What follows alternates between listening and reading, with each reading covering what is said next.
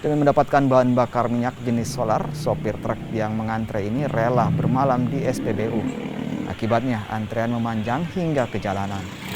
Antrean truk ini sudah terjadi sejak beberapa hari terakhir. Sejumlah sopir mengaku mereka tidak dapat beroperasi lantaran sulitnya mendapatkan bahan bakar solar. Dari jam 5 sore. Nah, biasanya Bapak kalau mengantri di sini Pak, apakah biasa dapat atau seperti apa Pak? Kadang-kadang juga dapat.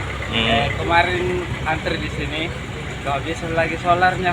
Nah, biasanya itu Pak kalau mengantri sini biasa jam berapa biasanya dapat itu anunya Pak? Solarnya biasanya diberikan sama pengemudi jam berapa biasa Pak? Jam 1 malam. Kalau untuk Bapak sendiri ini muat apa Pak? Muatan tak apa biasanya dimuat Pak?